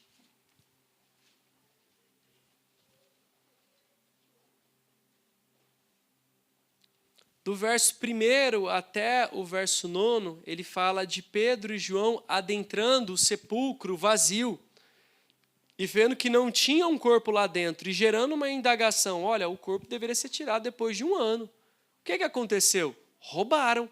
Mas se ele foi morto, crucificado, fizeram o quê? Lincharam o corpo dele, banalizaram o corpo dele, mas um homem sozinho não ia conseguir tranquilamente tirar essa pedra. Gera uma indagação neles. E aí, a partir do verso 10, diz assim: os discípulos voltaram para casa. Maria, porém, ficou à entrada do sepulcro, chorando. Enquanto chorava, curvou-se para olhar dentro do sepulcro e viu 2 anjos vestidos de branco sentados onde estivera o corpo de Jesus, um à cabeceira e outro aos pés. E lhes perguntaram: mulher, por que você está chorando? Levaram embora o meu Senhor, respondeu ela, e eu não sei onde puseram. Nisso ela se voltou e viu quem? Jesus ali, em pé, mas não o reconheceu. Disse a ele: mulher, por que está chorando? Quem você está procurando? Quando Deus ele vê que o homem come do fruto e peca, ele faz uma pergunta retórica. Ele sabia a resposta, mas ele queria saber a resposta de Adão. Ele queria que Adão refletisse sobre a resposta que ia dar, por isso que era retórica. Não era só falar o que estava fazendo, ele queria levar Adão para o entendimento. Falar: Adão, onde você está? Você acha que Deus não sabia que Adão estava escondido? É que Adão tinha se perdido, não no lugar físico, mas no lugar de obediência da promessa. Onde você está, Adão? Eu estou aqui, eu sei que você está aí escondido, mas onde você está, que a única ordenança para você não fazer, você fez. Onde você está? Onde você está com a cabeça, Adão? Agora ele inverte. Mulher, o que você está procurando? Ele sabia que ele era o procurado, mas ele quer levar ela a pensar quem ela estava procurando. E ela vai afirmar para ele, vamos seguir. Pensando que fosse o jardineiro, e ela disse: se o Senhor o levou embora, diga-me onde o colocou, e eu o levarei. Jesus lhe disse: Maria. Então, voltando-se para ele, Maria exclamou em aramaico: Rabone, que significa mestre. Jesus disse: não me segure, pois ainda não voltei para o Pai. Vá, porém, a meus irmãos e diga-lhes: estou voltando para o meu Pai, o Pai de vocês, para meu Deus, o Deus de vocês. Jesus aqui ele está nos sinalizando a recriação de todas as coisas. Se no Éden, Adão, dentro da presença e do prazer de Deus, peca, Deus agora volta para um jardim. O mesmo Deus que estava ali com Adão, de certa forma, no contexto do Éden, e vai embora do jardim e Adão é expulso, séculos, milênios depois, ele volta a encontrar não mais Adão como homem, agora encontra Maria como a mulher, ele está recomeçando a partir do erro. Quem tinha oferecido o fruto para Adão? A esposa. Jesus não vai atrás do homem, ele vai atrás da mulher, fala: vamos recomeçar, vamos de novo no jardim, vamos entender que eu sou e eu te chamo pelo nome, deixa eu entender o que você está procurando, e eu estou ressurreto, a morte não me detém mais. Eu não vou ser expulso, você não vai ser expulso do jardim, e eu não vou embora desse lugar, eu estou ressurreto, eu não vou me afastar. Quando eu for, eu ainda estarei com vós e enviarei o Espírito Santo. Está vendo como é uma recriação? E a mesma promessa de ressurreição que ele manifesta para Maria é o que nós temos. Nós ressuscitaremos com Cristo no determinado dia. Deu para entender o contexto do jardim? Deus voltando a encontrar o homem lá do Éden, reiniciando o relacionamento? E aqui, graças aos católicos, talvez não seja o lugar exato, a Basílica do Santo Sepulcro em Jerusalém. Não tem como nós termos certeza do lugar exato, da precisão, ainda mais esse lugar que foi desconstruído e reconstruído várias vezes. Quando Constantino se converte, ele não era muito piedoso, não era tão convertido assim, mas foi talvez muito mais conveniência. Mas Helena, a mãe dele, era. E Helena se ocupa de fazer um levantamento das coisas sagradas, santas que havia em Jerusalém. Então, olha, cadê a cruz de Cristo? Vamos procurar. Se passaram não sei quantos séculos, vamos procurar. E por motivação de Helena, eles chegam a uma suposição de que nessa região foi o lugar onde Jesus foi sepultado. Obviamente que tudo isso aqui foi transformado e deixaram ali um santo sepulcro, né, por prática católica. Depois, Cristo, ele ressuscita, ele vai para a Galileia, ele conversa com os apóstolos, ele aparece por 40 dias, e aí, antes de se ascender aos céus, ele dá uma responsabilidade, agora não mais para apóstolos, mas para a igreja. Portanto, ide, pregai o evangelho. Então, qual é a nossa responsabilidade? Ir pregar o evangelho. Mas não é ir e pregar o evangelho como está na nossa palavra. É ir pregando o evangelho. O lugar de excelência de pregação, preste atenção, não é o destino, é o caminho. É para eu entender. Quando Deus me colocar nesse lugar, aí sim eu vou manifestar. Você tem um problema. Você tem que ir manifestando, ir pregando. Então, quando Deus me usar lá, eu manifestarei. Quando Deus me colocar naquele trabalho, naquela universidade, naquela geografia, lá eu pregarei. Negativo. Você vai pregando. Jesus não se importa, gente, sinceramente, olha para o evangelho. Jesus não se importa com lugares físicos. Ele passa para cumprir a profecia. Mas não tem no coração, e nós vamos ver depois do intervalo, que ele não tem no coração dele a preocupação que esse lugar é físico. Não, esse lugar é um lugar profético, haverá um cumprimento de profecias, mas ele não difere de outro. O que Jesus se preocupa é o caminho. Para quem que ele aparece no Evangelho de Lucas? Para 2 discípulos que estavam indo embora para Emaús, no caminho. E depois que ele ceia, ele fala, não ardia o nosso coração enquanto ele expunha a palavra? No caminho. E como é que os cristãos foram conhecidos? Como é que Cristo, o cristianismo foi conhecido antes de ser cristianismo? Foi a religião do caminho. Então eu sigo o caminho. No livro de Atos de vocês está com C maiúsculo. Eu sou da seita do caminho, que depois em Antioquia vai ser a seita dos cristãos, dos pequenos cristos. Mas até então era caminho. Então o lugar de excelência que você tem que pensar não é onde você vai chegar para pregar, mas o caminho que você está percorrendo pregando. Amém? Nós temos 4 evangelhos. 4 evangelhos, que com uma tradição judaica tem muito a ver com o Pentateuco. O Pentateuco é Deus falando de uma maneira muito parecida a mesma coisa. Lembra? O Gênesis, a criação, Êxodo, a formação do povo, e aí os outros textos são mais ou menos ali ampliações e reescritas do que aconteceu no Êxodo. Mais ou menos a mesma coisa recontada. Do mesmo jeito, 1 e 2 Crônicas, 1 e 2 Samuel, 1 e 2 Reis, tem assuntos parecidos recontados. E quando é importante, o judeu gosta de falar bastante. Então, se Cristo era importante, todo mundo queria falar sobre ele, mas tem uma diferença. O judeu falava para fixação da memória em Israel. Então, nós contamos e recontamos e recontamos, e até hoje isso é uma história muito bonita, que o judeu fixa na memória a tradição dele. E o crivo para avançar, como nós vimos na avaliação de um rabino, era quão fixo isso estava na memória. Então, ele cresce sabendo muito bem das tradições do seu povo, mas é de Israel para Israel para Israel. Agora, era importante que nós tivéssemos novos relatos acerca de Cristo, porque alguns vão ficar em Israel, mas outros vão para os gentios. É fundamental nós entendermos que Deus agiu sobre os gentios, sobre aqueles que eram de fora da aliança, que não eram judeus, para que eles tivessem acesso à salvação. Só para parar para pensar, o Novo Testamento não foi escrito em hebraico, foi escrito em grego, para que tanto o pessoal que estivesse em Israel conseguisse, mas principalmente para aqueles que não tinham a mínima ideia do que estava acontecendo em Israel, tivessem acesso. E aí nós temos 4 visões sobre o mesmo indivíduo e fato histórico. Não é para competir, mas é para que pudéssemos ver de ângulos diferentes. São informações complementares de Cristo. e às vezes até repetidas. É só imaginar, os irmãos que estão à minha esquerda veem a minha orelha esquerda. Os irmãos que estão à direita veem da direita. Não é um fato diferente, é apenas um ponto de vista diferente. Então nós temos os 3 primeiros evangelhos chamados de sinóticos. Eles literalmente falam das mesmas coisas. Então eles têm a mesma visão. Já o evangelho de João, ele tem uma proposta teológica diferente. Ele é mais elaborado. Nós vamos ver ali que se Mateus tinha o objetivo de falar para os judeus, ele tinha que começar com uma genealogia. Por quê? Os judeus liam os livros dos reis e crônicas, olha, qual rei que é esse aqui? Ele é filho de quem? Então essa é a genealogia. A promessa é que Davi é o rei. Então o sucessor de Davi, pela genealogia, vai governar. O judeu adorava a genealogia. Então Mateus tem que começar pela genealogia, porque Mateus escreve voltado para os judeus. Agora, João não está nesse contexto. João está na grande cidade de Éfeso.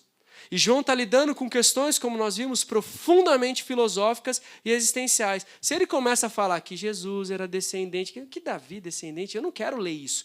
Eu não tenho interesse nesse conteúdo. Mas ele começa. No princípio, era Logos. E ele já começa a chamar a atenção dos filósofos. E ele está combatendo a seita dos gnósticos, ele está combatendo algumas seitas de filosofias opostas a essa crença. E também tem uma parte interessante, se nós abrirmos aqui no Evangelho de João, que João lida também com demandas internas, não somente dos gentios que tinham que crer em Cristo. Mas veja, João capítulo 1, verso 1, é o que nós lemos ontem, João 1:1, que diz, no princípio era aquele que é a palavra. Ele estava com Deus e era Deus. Ele estava com Deus no princípio. Todas as coisas foram feitas por intermédio dele, e sem ele nada do que existe teria sido feito. Nele estava a vida, e esta era a luz para os homens. A luz brilha nas trevas, e as trevas não a derreteram. O que João está dizendo, gente? A mensagem. No princípio, era o verbo. No momento que foi estipulada a criação, como Moisés viu no Gênesis, no princípio, Deus criou todas as coisas. João está dizendo que, sim, no princípio, Deus criou todas as coisas, mas Deus, Cristo, Deus Pai e Espírito Santo existem antes do princípio. É uma noção de tempo diferente. Moisés tem a revelação que Deus criou todas as coisas. Quando o tempo começa, o tempo é marcado pela criação de Deus. João vai mais profundo. No princípio era, Deus já existia, a pré-existência de Deus antes da existência de todas as coisas. O relato de Gênesis é da existência. Deus criou. Se criou, passou a existir. João é mais profundo. Antes que Deus criasse, Deus já existia. Deu para entender? Onde está Cristo? Antes da criação. Numa realidade temporal e espiritual. Então, o começo de João, ele está lidando, reafirmando para aqueles indivíduos que não criam em Cristo, que Cristo existia antes da criação. Só que aí nós vamos para o verso 6. No princípio era, pré-existência de Deus. No verso 6 é o seguinte, surgiu um homem enviado por Deus chamado João. Ele veio como testemunha para testificar acerca da luz, a fim de que, por meio dele, todos os homens crescem. Ele próprio não era a luz, mas veio como testemunho da luz. Estava chegando ao mundo a verdadeira luz, a luz que ilumina todos os homens. Veja, o que João está dizendo na primeira estrofe, ali na primeira parte, é Cristo existe antes da existência. Ele é soberano. Agora, vocês que ficam insistindo que João Batista é tão importante quanto Cristo, saibam que João Batista passou a existir. Jesus é soberano porque antes que houvesse todas as coisas, ele existia. Agora, para a seita daqueles que não vão até Cristo como André, que largou o ministério de João Batista e fez uma transição para Cristo, mas aqueles que continuam na antiga aliança, crendo talvez a partir da pregação de João Batista, João está falando, tanto para os gentios, que Jesus existe desde a existência de todas as coisas, até para aqueles que dentro do judaísmo não avançavam para o ministério, para o ensino de Cristo. Então Jesus existe desde antes da existência. Agora João passou a existir. Tá?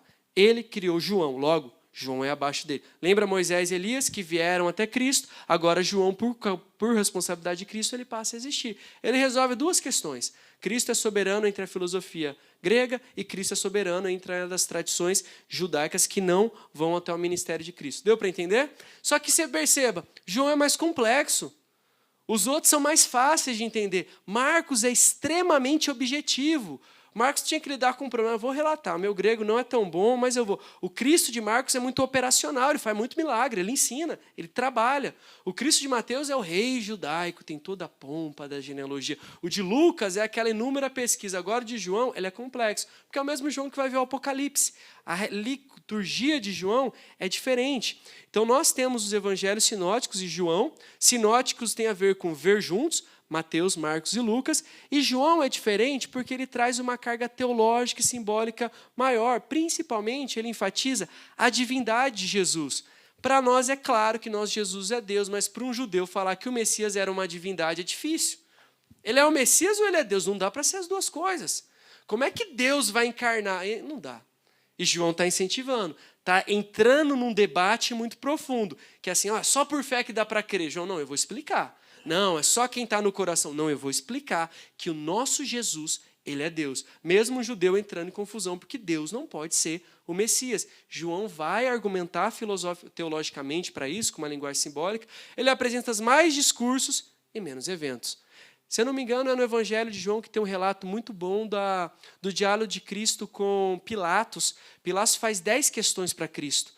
O Pilatos, que deveria julgar Cristo para condenação, ele chega ao ponto de perguntar para Cristo o que é a verdade. Ele não consegue encontrar culpa em Cristo, mesmo ele tendo o direito de formular as questões que levariam para a condenação. João traz isso com muita precisão, essas discussões de Cristo. O Evangelho de Marcos, ele foi o primeiro a ser escrito, e isso é muito interessante, porque o Marcos é o menos capaz entre os evangelistas, era o mais jovem, era o mais irrelevante, era o mais despreparado, mas o que teve a iniciativa de fazer primeiro. Então, os outros utilizaram de Marcos para escrever, principalmente Mateus e Lucas. Você viu como é que nós não podemos desprezar os pequenos começos? Lucas é excelente, mas o primeiro foi de Marcos. De João tem todo um esboço teológico, mas o primeiro foi de Marcos. Entende? A importância, mesmo no simples, ele deu início. E Cristo, como Marcos era muito operacional, é o servo sofredor de Isaías 53. Você pode ver que Cristo está fazendo milagre em Marcos. Está fazendo milagre. E ele vai trazendo uma expectativa que esse Messias vai governar. E os milagres vão aumentando. Os milagres vão tomando uma proporção que depois esse homem que vai governar tudo, ele acaba preso, morto, e crucificado e morto. Você olha a narrativa, se você lesse num dia de Marcos, vai crescendo a expectativa de que Deus vai salvar. Deus vai fazer algo incrível. Ele foi preso, traído, e agora? Aí, a grande novidade é esse preso traído, ele ressuscita. Só que, olha que coisa interessante. Se Marcos mostra o evangelho que traz mais quantias de milagres, porque é um Jesus operacional, Marcos também é que mostra Cristo mais ensinando, porque a excelência do serviço é o ensino. Então, a excelência do serviço não é o milagre que ele promove, que o indivíduo volta a ficar doente. A ressurreição que ele promove, que o indivíduo volta a morrer. Mas o ensino que ele promove, que o outro indivíduo pode passar para outra geração, para outra geração. Se Marcos tem a excelência do serviço, a excelência é o ensino. Deu para entender? Então, não que nós não queiramos os milagres, mas mais excelente que ver o milagre é transmitir uma mensagem que foi aprendida. Evangelho de Mateus e Lucas, Mateus traz uma mensagem voltada para os judeus. Jesus é definitivamente o Messias prometido. E Lucas, ele é escrito para os gentios. Lucas é o único escritor do Novo Testamento, de Mateus até o Apocalipse de João, que não era um judeu de sangue, que se converteu ao cristianismo. Ele era um gentil. Olha o desafio que ele tinha. Ele tinha que aprender um pouco dessas coisas. Então, o estudo dele, que talvez foi divulgado pelo Evangelho por Atos, também era um questionamento dele próprio. E aí ele traz inúmeras parábolas, E Mateus traz os grandes discursos, como o Sermão da Montanha. O Evangelho de João, ele foi escrito pelo apóstolo João, testemunho ocular. Ele traz uma abordagem profunda sobre a divindade de Cristo. E ele traz 7 sinais. Sinal milagroso, sinal miraculoso. Então, o sinal é aquilo que vai acontecer conosco. Por isso que a ressurreição de Lázaro não foi só um milagre, foi um sinal milagroso. Porque não vai acontecer só com Lázaro. E João vai trazer um Cristo que tem muito receio de descer para Jerusalém. Porque ele sabe que Jerusalém era o centro da religiosidade, o centro da política, e quando ele fosse para Jerusalém, era para morrer. Então, os outros evangelhos Tá tranquilo, ele vai e volta. Marcos, ou João, mostra Cristo mais cauteloso, até que a última é derradeira. Quando os gentios, os gregos querem saber do ministério dele, ele fala, olha, chegou meu tempo de ser crucificado, vamos para Jerusalém. E essa tensão fica muito evidente no Evangelho de João, que traz, no meio para o final, 7 sinais milagrosos e 7 eu sou. Aqui pronto para vocês olharem depois, né? Os autores, Mateus, o cobrador de imposto, Marcos, João Marcos, companheiro de Pedro, Lucas, companheiro de Paulo, João, apóstolo, qual era o público que era voltado ao evangelho. Mateus escreveu naquela região próxima de Israel, né, talvez em Antioquia, Marcos escreveu em Roma, Lucas escreveu em Cesareia, em Roma, e João escreveu na cidade de Éfeso. Isso vocês podem consultar depois para seguirem, né? Aqui são passagens, um comparativo entre os evangelhos, passagens específicas, né? Por exemplo, o bom samaritano está no de Lucas e não está nos demais. A parábola do juízo final das ovelhas e bodes está em Mateus, não está nos demais. Não porque eles compitam, mas porque eles apresentam visões complementares. Tem um pouquinho de diferença, deu para entender? Alguma dúvida quanto a isso? Aqui era o intervalo, mas não vai ter, tá bom? Já teve. Agora nós vamos caminhar para o final. Alguma dúvida sobre essa estrutura do evangelho? Lembra? Os nossos slides estão maiores para que depois você, na sua casa, pode continuar o teu estudo e quando você for iniciar algum livro desse, talvez te sirva como uma referência. Nós vamos aprender aqui agora um pouco, nesse final, o que é a cristologia e o que é a eclesiologia. Cristologia é estudo de como Cristo aparece nas Escrituras. E a eclesiologia é o estudo da própria igreja. E são coisas complementares, tá? Eu não posso entender a Cristo sem entender a igreja. Eu não posso entender a igreja sem entender a Cristo. Afinal, quem é o corpo de Cristo? A igreja é uma unidade. Então não dá para dizer que eu amo a Cristo e não amo a igreja. Claro que a igreja é o ajuntamento de santos, no meio de santos estão pessoas que não são tão santas. Então a denominação e o prédio físico, os irmãos ali que são membros, eu posso ter divergências, mas a igreja de Cristo eu tenho que amar.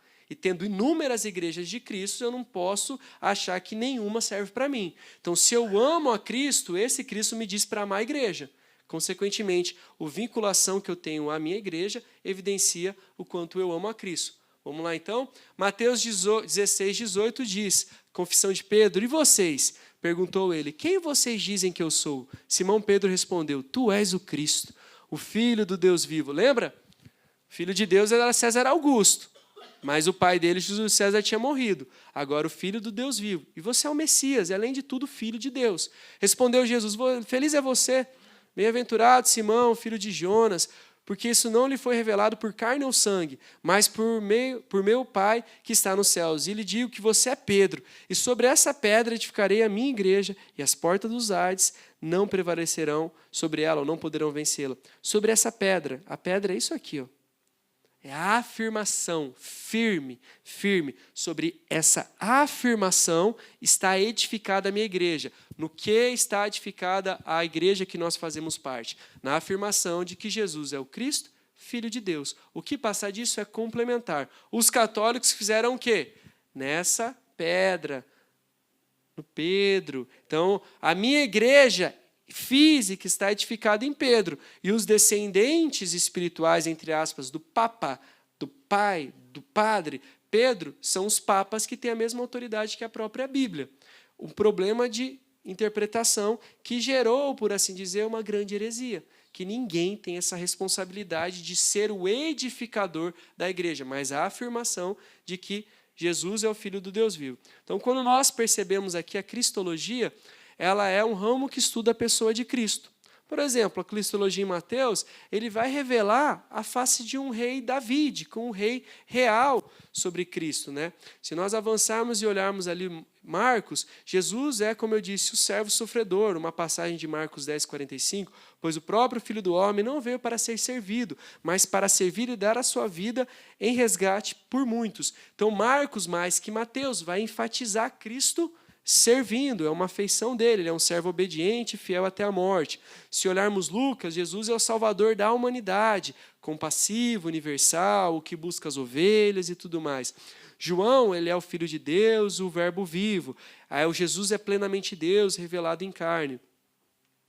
E aí nós olhamos aqui, ao unirmos os 4 evangelhos, temos uma cristologia coerente e exaltada. Vejam, a ênfase de Mateus é Jesus como rei e Messias. Marcos como servo sofredor, Lucas como salvador universal e João como verbo, logos, a lógica que rege toda a eternidade. Mateus vai colocar Cristo como filho de Davi, um descendente real com direito ao trono que tinha sido deixado vazio em Israel. Marcos é o filho do homem, Lucas é o Cristo, Senhor, Senhor é uma palavra muito em grego, né? João é o filho de Deus, e a cristologia aqui de Mateus ela é profética e régia, de Marcos é obediente e sacrificial, Lucas humana e compassiva, e João divina e eterna. Só para a gente ter uma ideia dessa diferença.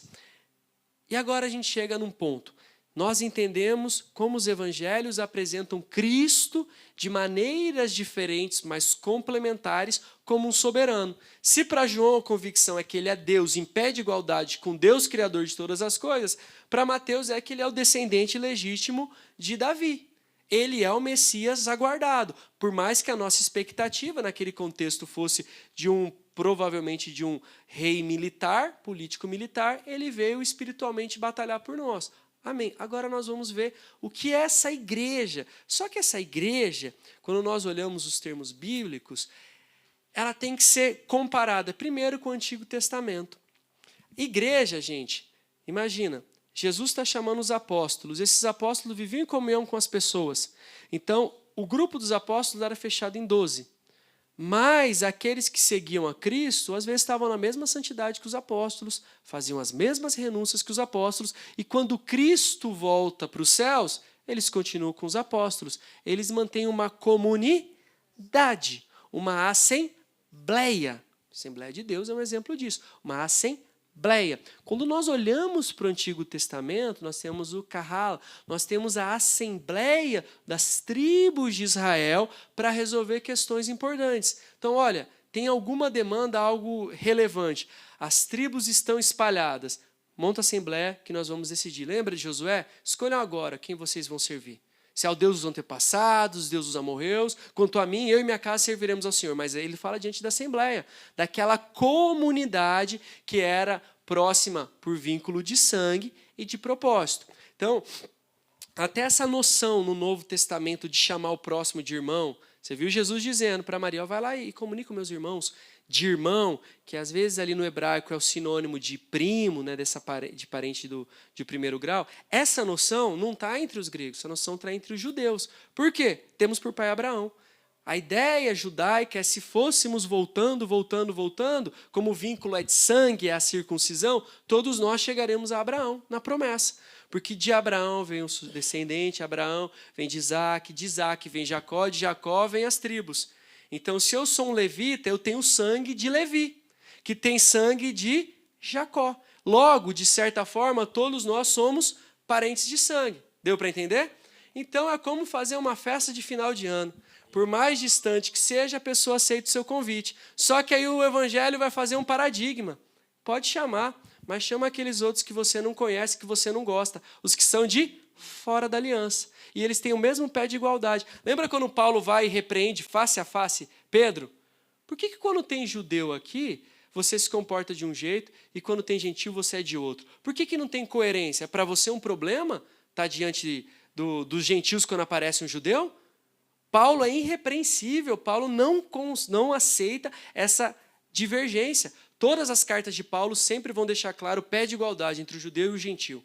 Todas elas. Vai falar para Tito, né? Tito, para Timóteo, Tito, essas genealogias, essas histórias fabulosas, esquece isso. Se fixa no evangelho e vai continuar pregando em Creta para os gentios. Esquece essas coisas que colocam em competição.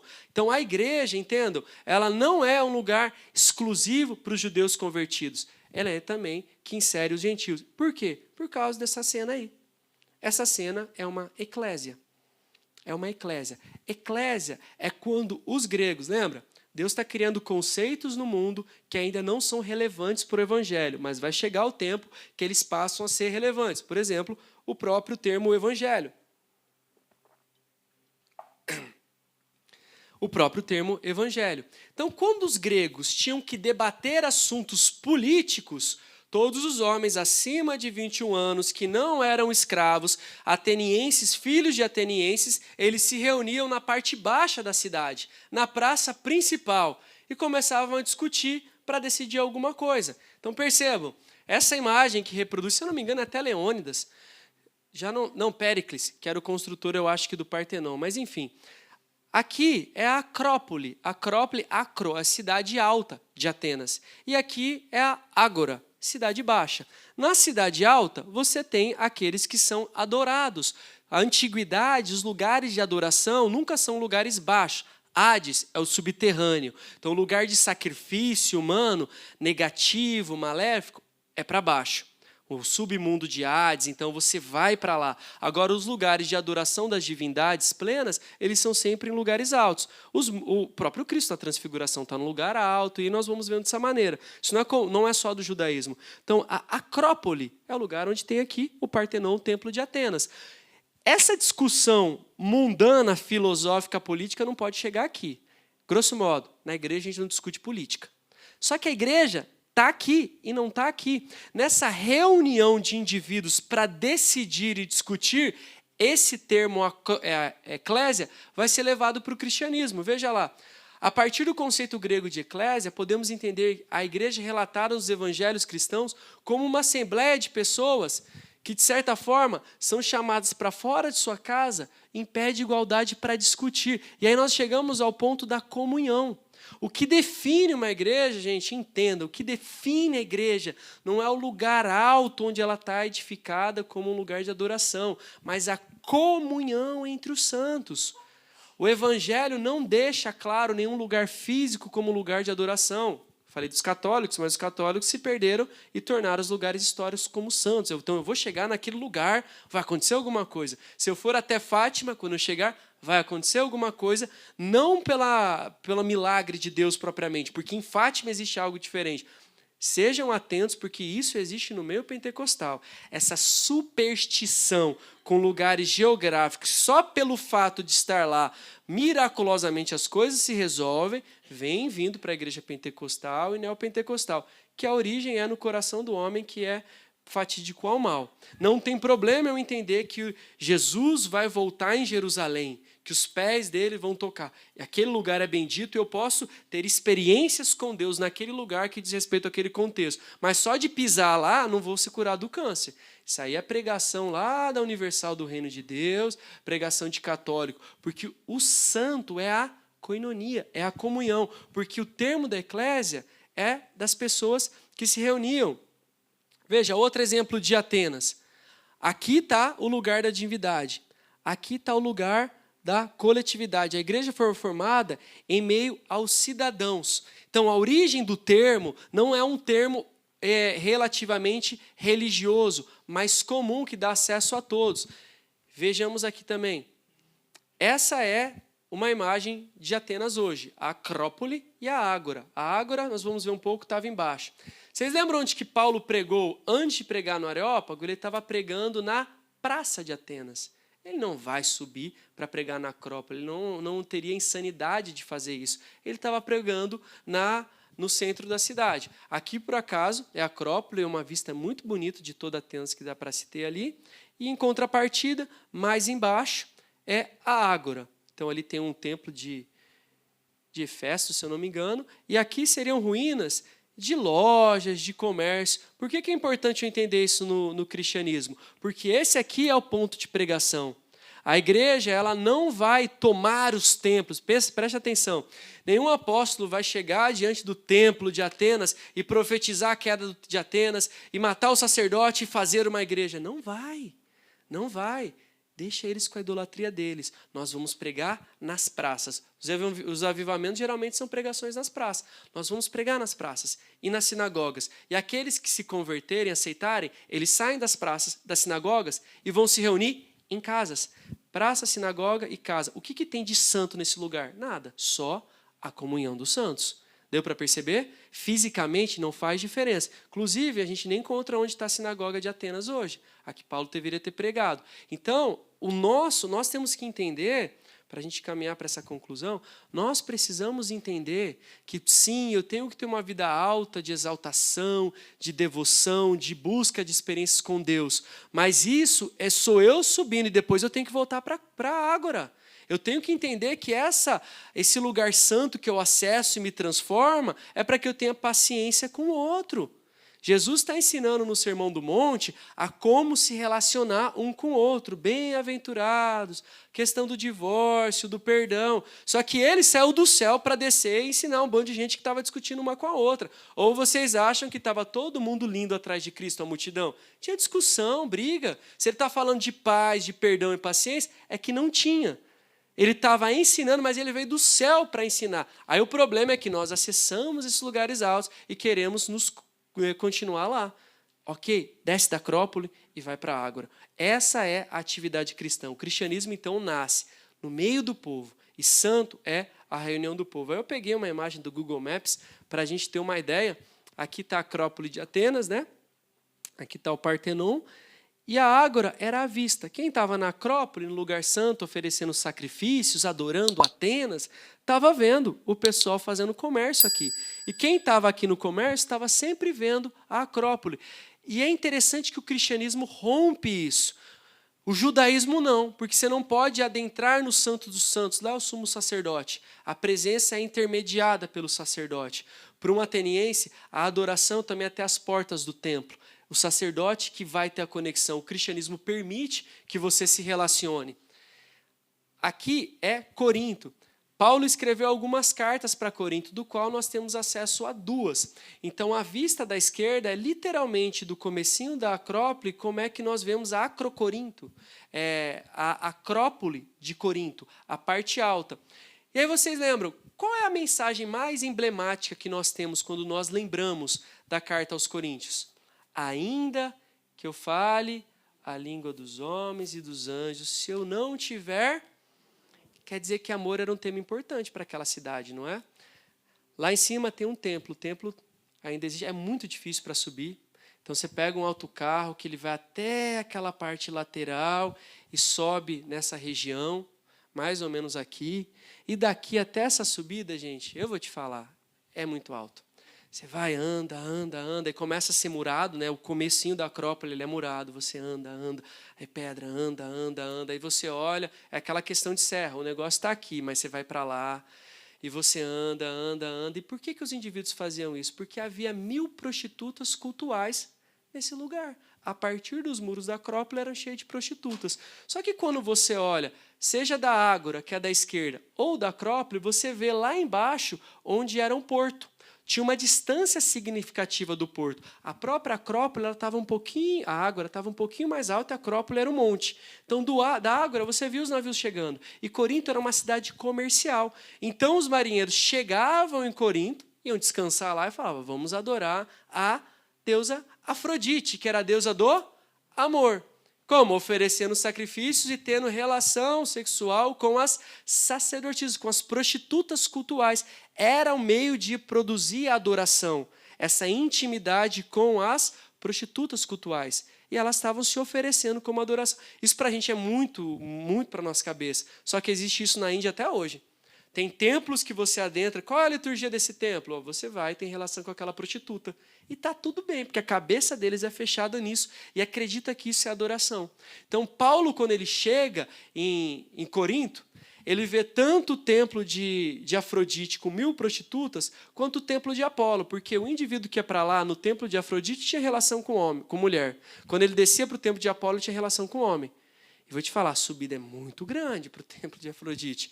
Eles subiam, passavam uns dias lá, tinham relação e desciam. O mundo grego, principalmente Corinto, era perdido nessas relações sexuais. Tanto que você vai ver Paulo inúmeras vezes repreendendo a homossexualidade, repreendendo a pornografia, repreendendo a adultério, repreendendo tudo isso. Você não vê Paulo falando tanto para Tessalônica. Você não vê Paulo falando isso para filhos, mas Corinto. Tanto que a ideia é assim, quem veio de Corinto era mais ou menos, veio da Babilônia. Isso aí é perdido na depravação. O indivíduo de Corinto era um indivíduo depravado sexualmente. Por quê? Porque a deusa principal era Afrodite, a deusa do amor, a deusa do Eros. Aí que Paulo vai falar, ainda que eu fale a língua dos homens e dos gênios, se eu não tiver, sabe o quê? Amor, vocês estão certinho. Vocês estão completamente corretos. É amor que a gente precisa. Mas a revelação que o amor não é o eros, é o ágape. Não é o amor sexual que busca a satisfação do prazer, mas é um amor sacrificial que se entrega no lugar do outro. Paulo está pegando aquele fundamento religioso, maléfico de Corinto e dizendo, tá certo, só que você tem que inverter. Vocês têm que viver pelo amor, mas não é mais o amor erótico de subir e adorar Afrodite ou adorar Apolo com o seu corpo. É de se sujeitar ao outro, porque Cristo fez isso. É a ágape. Não é mais erótico no benefício próprio. Então ele consegue, com muita sabedoria, identificar que o que regia aquela cidade era o eros. Ele fala, tá bom, é amor, mas é ágape. Deu para entender o contexto? Não escreveria aquela carta se não fosse para Corinto. Não teria como. E esse é um exemplo aqui, então, das vistas que Paulo tem. A igreja, Paulo vai passar 18 meses em Corinto. E se nós, aqui é a entrada, né, a gente sai do Museu de Corinto, você vê a Acrópole, e aqui em todo lado está a Ágora. Tem uma rua principal que é em formato de L. Nessa parte da esquerda, provavelmente é o lugar que Paulo tinha a tenda dele. Paulo passa 18 meses em Corinto. E a palavra vai dizer que Paulo decide, em Corinto, parar de pregar exclusivamente para os judeus e ir para os gentios. Aí ele para de fazer tenda. Ele se dedica exclusivamente ao apostolado e vai se focar agora nos gentios e depois Atos mostra como é que ele vai para Mileto discutir com os filósofos. Mas Paulo não está subindo o Acrópole. Deu para entender que o nosso lugar de excelente é o Ágora? E aí quando nós vamos aqui no Evangelho de João, nós vemos Cristo purificando o templo. Lembra aquela passagem que ele expulsa as pessoas? Naos e Heron. Esse aqui é o segundo templo. O primeiro templo seria basicamente uma estrutura como esse. O segundo templo, que Zorobabel reconstrói e Herodes faz uma grande reforma, ele recebe essa região em volta. Aqui, se você tem uma Bíblia, vou dar um exemplo, uma Bíblia de estudo da Nova Almeida, vai estar escrito templo e templo propriamente dito. Naos e Heron. Templo, o espaço do templo, e o templo propriamente dito. Quando Cristo ele expulsa os cambistas, ele não está no templo propriamente dito. Ele está no pátio dos gentios, onde os gentios poderiam cumprir a lei que dava liberdade para que eles fossem orar ao Deus de Israel. Então, quando Cristo expulsa os cambistas, ele está diante de gente que queria lucrar e impedia que homens de fora da aliança orassem e adorassem a Deus. Deu para entender? Cristo estava no meio da onde? Do sumo sacerdote ou no meio do povo que poderia se converter? Mas a palavra não diz que uma vez ao ano o sumo sacerdote entrava e a presença de Deus se manifestava? Quando será que perceberam que a presença não está mais no Santo dos Santos, mas está no meio do povo? Deu para entender? Jesus cumpriu isso. Jesus, sendo Deus, deveria se manifestar aqui. Ele deveria, de alguma forma, adentrar o espaço do templo e ir para o Santo dos Santos. Mas ele escolheu, não, eu vou estar no meio do povo. No meio. Aqui, gente, aqui só entre o sumo sacerdote, no outro lado só o sumo sacerdote e os homens, só o sumo sacerdote, os homens e as mulheres judias. Aqui é só judeu para frente. Quem passar aqui tinha umas placas dizendo das punições. Agora aqui é todo mundo. O sumo sacerdote passava por aqui. Os judeus passavam por aqui e também os gentios. Então, Cristo escolheu ser manifesto no povo, da mesma maneira que ele não estaria na Acrópole, mas estaria no Ágora. Então, nós temos que entender realmente a responsabilidade que nós temos com a comunhão. A ênfase de Cristo é que nós tenhamos comunhão. A comunhão é o pilar da igreja. Novamente, não existe nenhum lugar físico que seja santo. Se eu entrar na igreja, na casa do leão, num dia de culto, a minha vida miraculosamente vai ser perfeita? Não. Na igreja que eu tenho, nem a igreja do Valdomiro Santiago, não é de ninguém. Não existe uma transformação momentânea, miraculosa, que do nada as coisas se transformam pelo simples fato de eu adentrar o espaço. Mas João Batista pregava batismo para arrependimento e perdão dos pecados. Eu estou esquecendo a frase. Eu preciso me constranger. E o batismo é como? Público, no meio da eclésia. A ceia é como? Pública, no meio da eclésia. Os rituais ali, os sacramentos são praticados onde? Público, no meio da eclésia. Tudo no cristianismo que é feito no privado, você pode duvidar. Porque o cristianismo ele é público. Onde Jesus está? No Santo dos Santos, com o sumo sacerdote. Lembra Anás e Caifás? O problema que era, a voz de Deus escapou deles e foi para Zacarias e depois para João Batista. Jesus está no meio do povo. E essa é a conclusão da nossa aula, a responsabilidade que nós temos que ter com a própria igreja, né?